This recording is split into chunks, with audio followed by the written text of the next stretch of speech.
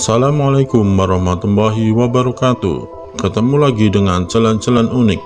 Kali ini kita akan mengunjungi petilasan Gajah Mada di situs Lambang Kuning yang beralamat di Desa Lambang Kuning, Kecamatan Kertosono, Kabupaten Nganjuk. Siapa yang gak tahu Gajah Mada, Mahapatih Kerajaan Majapahit yang terkenal dengan Sumpah Palapanya.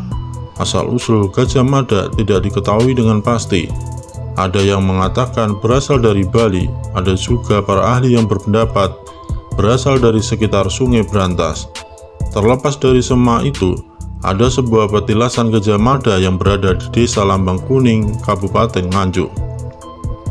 Gajah Mada dipercaya pernah tinggal di sini. Berdasarkan sumber di papan informasi, keberadaan Gajah Mada di desa tersebut dilatar belakangi kisah cinta antara Hayam Wuruk dan Putri Sri Dia Pitaloka, putri cantik dari Kerajaan Pajajaran. Raja Hayam Wuruk kemudian ingin melamar Sri Dia Pitaloka untuk dipersuntingnya dan mengutus Patih Gajah Mada dalam proses lamaran tersebut. Mahapatih Gajah Mada menolak rencana itu. Baginya, dia telah berjanji pada Sumpah Palapanya bahwasanya semua kerajaan termasuk Pajajaran harus takluk di bawah Panji-Panji Majapahit. Putri Pajajaran menurutnya harus menjadi putri sasrahan atau putri taklukan dan bukan dilamar seperti yang dimaksud Raja Hayam Wuruk.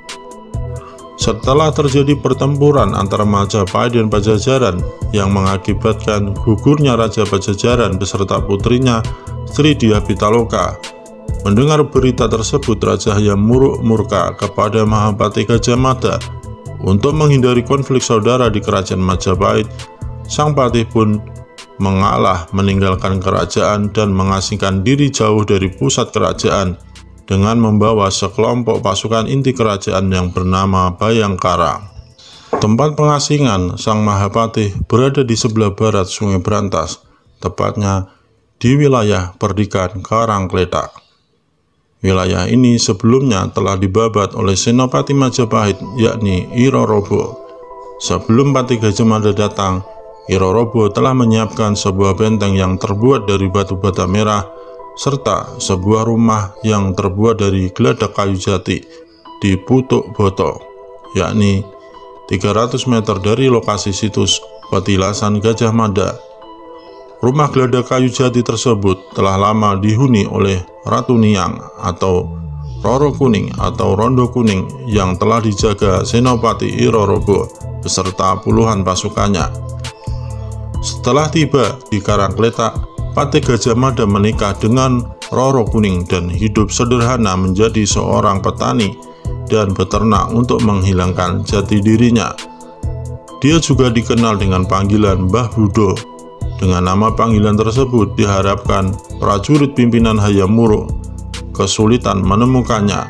Dalam persembunyiannya, Mbah Budo melakukan pertapaan atau semedi kepada Sang Hyang Widi untuk menyempurnakan hidupnya. Beberapa karya beliau hasilkan seperti Kitab Sutasoma, Negara Kertagama, dan Kutara Saranawa.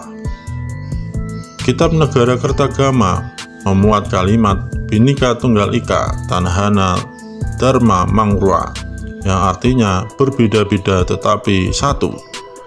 Tidak ada kebenaran yang bermuka dua. Kata Bhinneka Tunggal Ika sekarang ini menjadi simbol negara Indonesia yang tertulis dalam pita yang dicengkram burung Garuda. Kisah cinta sang patih kemudian dipisahkan oleh maut. Nyai Roro Kuning meninggal dan dikebumikan di Desa Lambang Kuning yang saat ini menjadi situs petilasan. Makam utama yang berpagar diyakini adalah makam Nyai Roro Kuning yang di dekatnya terdapat batu datar tempat semedi sang Mahapatih. Mahapatih pun memutuskan pergi dari desa tersebut dan membawa pasukannya. Beberapa literatur menjelaskan jika Patih Gajah Mada kemudian pergi ke Bali dan menikah dengan anak raja. Sebagian masyarakat juga berkeyakinan jika Patih Gajah Mada kemudian moksa atau hilang di suatu tempat yang diyakini ada di Trenggalek, yakni di Gua Gajah Mada. Demikianlah mengenai kisah situs Lambang Kuning. Jika kalian suka, silahkan subscribe dan tekan tombol loncengnya